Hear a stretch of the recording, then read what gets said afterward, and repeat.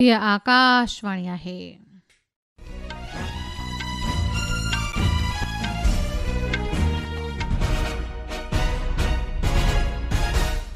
हाणे हिन अॻनाणीअ खां देश विदेश जूं ख़बरूं ॿुधंदा.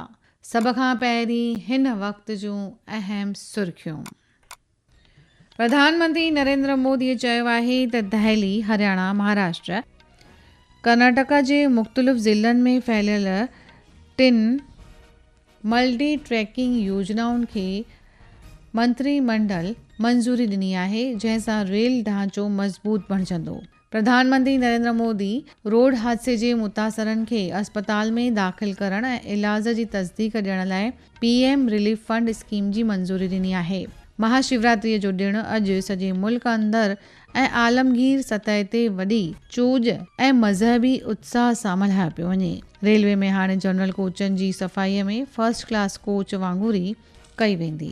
बांग्लादेश में नवनि चूंडियल पार्लियामेंट्री मेंबरनि में काबीना जे मेंबरनि खे मंगल ॾींहुं 17 फरवरी ते हल्फ़ खणायो वेंदो ऐं रांदियुनि में पुरुषनि जी T20 क्रिकेट आलमी कप 2026 जी अॼु हिकु दिलचस्प मुक़ाबिलो भारत ऐं पाकिस्तान जे विच में. हाणे ख़बरूं तफ़सील. श्री मोदीअ चयो आहे त दहली, हरियाणा, महाराष्ट्र ऐं कर्नाटका जे मुख़्तलिफ़ ज़िलनि में फैलियल 3 मल्टी ट्रैकिंग योजनाउनि खे काबीना मंज़ूरी ॾिनी आहे, जंहिंसां रेल ढांचो मज़बूत बणिजंदो ऐं लॉजिस्टिक लागत घटि थींदी ऐं नौजवाननि जे लाइ रोज़गार जा वज हासिल थींदा.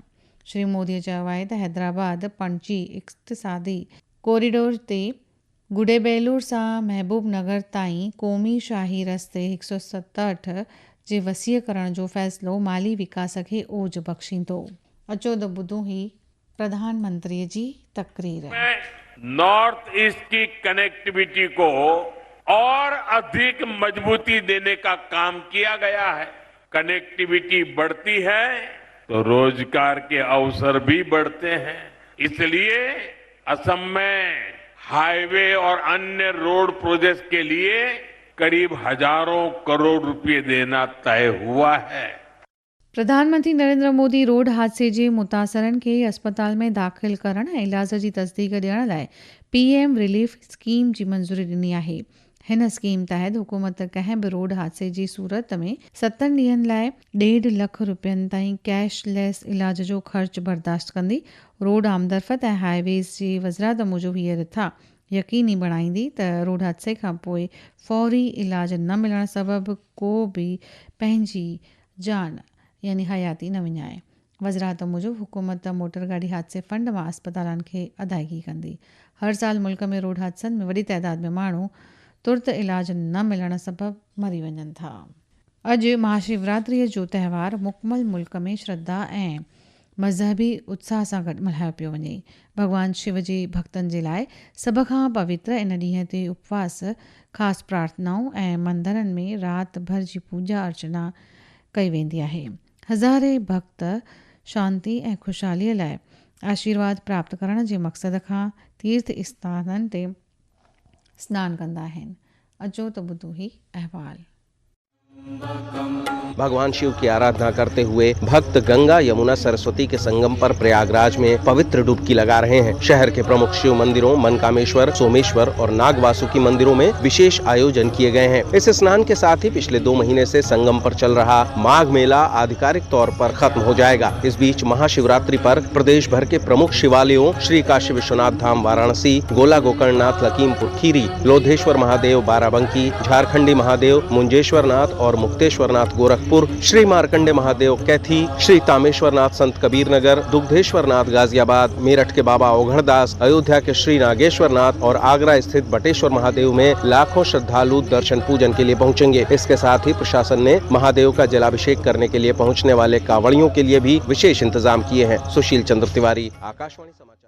रेलवे में हाणे जनरल कोच जी सफ़ाई पिणु फर्स्ट क्लास कोच वांगुरु कई वेंदी. रेल मंत्री अश्वनी वैष्णव काल्ह नई दिल्लीअ में ॿुधायो त इन क़दम जे करे शुरूआति में 6 महीननि जे अंदरि ई लंबे मुफ़ासिले जी 80 रेलगाॾियुनि जी सुञाणप कई वेंदी. हुन चयो त इन्हनि रेलगाॾियुनि में 1 खां 1.5 कलाक जी विथीअ ते सफ़ाईअ लाइ अलॻि कर्मचारी रखिया वेंदा. श्री वैष्णव इहा पिणु ॼाण ॾिनी आहे त हाणे ट्रेन में कंबल, चादर वग़ैरह जी विर्छ पैकिंग ऐं सफ़ाईअ जो कमु हिकु एजेंसी कंदी।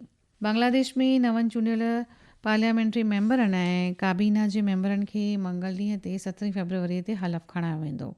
वेझड़ाईअ में मुकमल आम चूंडुनि में बांग्लादेश नेशनलिस्ट पार्टी यानी BNP शानदार सोभ हासिल कई आहे।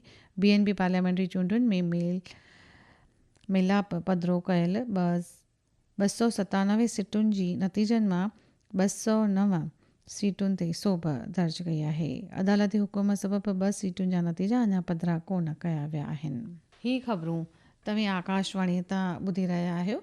वधीक ख़बरुनि जी तफ़सील लाइ तव्हां असांजी वेबसाइट newsonair.gov.in ऐं air news Gujarat YouTube channel ते वञी लॉगिन करे तफ़सीलूं हासिल करे सघो था। घरू वज़ीर अमित शाह अॼु गुजरात जे गांधीनगर में ऐं महात्मा मंदिर में मुल्क जी पहिरीं सेंट्रल बैंक डिजिटल करंसीअ ते ॿधल अवामी विर्छ सिरिश्ते जो इफ़्तिताह कंदो। गुजरात हुकूमत जी डिजिटल करंसीअ जी शुरूआत जो मक़सदु अनाज जी विर्छ खे वधीक शिफ़ाफ़ ऐं ग़लती रहित बणाइणु आहे। इन मौक़े ते अनाज ATM ऐं हिकु ख़ासि कूत बख़्श मुहिम पिणु शुरू कई वेंदी, जंहिंजो मक़सदु रियासत जी फूड सिक्योरिटी नेटवर्क खे मज़बूत करणु आहे।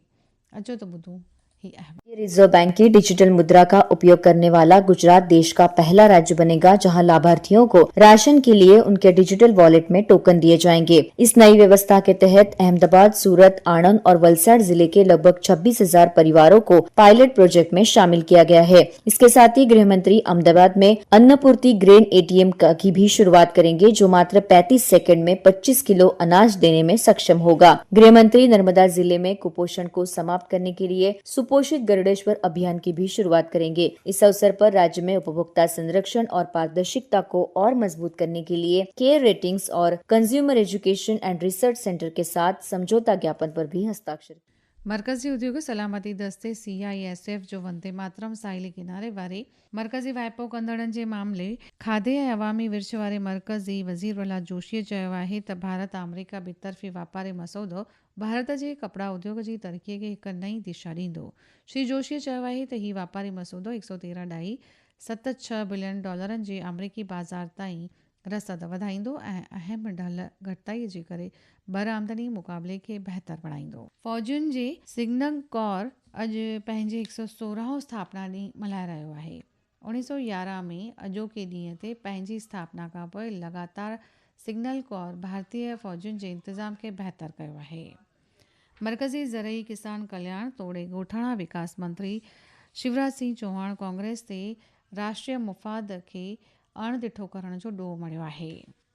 पढ़ेई मंत्री डॉक्टर जयशंकर म्यूनिक सलामती सम्मेलन जे मौक़े ते जर्मनीअ जे पढ़ेई मंत्री जोहान वॉटफुल सां गॾु बाहिमी बैठक कई आहे। रांदियुनि में पुरुष T20 क्रिकेट विश्व कप 2026 जी हिकु दिलचस्प मुक़ाबले में अॼु कोलंबो जी स्टेडियम में भारत जो सामनो पाकिस्तान सां थियण वारो आहे। सुबुह भारतीय वक़्त मुताबिक़ हीअ मैच शाम जो 7 बजे खेॾी वेंदी। ICC पुरुषनि जी T20 क्रिकेट विश्व कप में अॼु मुंबईअ जे वानखेड़े स्टेडियम में वेस्टइंडीज़ जो मुक़ाबलो नेपाल सां सुबुह जो 11 बजे आहे।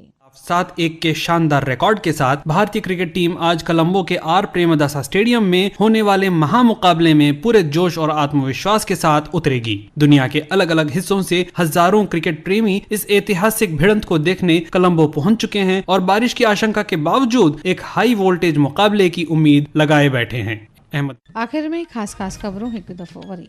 प्रधानमंत्री नरेंद्र मोदी चयो आहे त दिल्ली, हरियाणा, महाराष्ट्र ऐं कर्नाटक जे मुख़्तलिफ़ ज़िलनि में फैलियल 3 मल्टी ट्रैकिंग योजनाउनि खे काबीना मंज़ूरी ॾिनी आहे, जंहिंसां रेल ढांचो मज़बूत बणिजंदो। प्रधानमंत्री नरेंद्र मोदी रोड हादसे जे मुताज़रनि खे अस्पताल में दाख़िल करण ऐं इलाज जी तस्दीक ॾियण लाइ प्रधानमंत्री रेलवे फंड स्कीम जी मंज़ूरी ॾिनी आहे। महाशिवरात्रि जो ॾिणु अॼु सॼे मुल्क अंदरि ऐं आलमगीर सतह ते वॾी चोज ऐं मज़हबी उत्साह सां मल्हायो पियो वञे। रेलवे में हाणे जनरल कोचनि जी सफ़ाईअ में फर्स्ट क्लास कोच वांगुरु ई सफ़ाई थींदी। बांग्लादेश में नवनि चूंडियल पार्लियामेंट्री मेंबरनि में काबीना जे मेंबरनि खे मंगल ॾींहुं यानी 17 फरवरी ते हलफ़ खणायो वेंदो ऐं पुरुषनि जे T20 क्रिकेट आलमी कप तहत अॼु भारत जो मुक़ाबलो पाकिस्तान सां। ख़बरुनि जो सिलसिलो पूरो थियो। इजाज़त।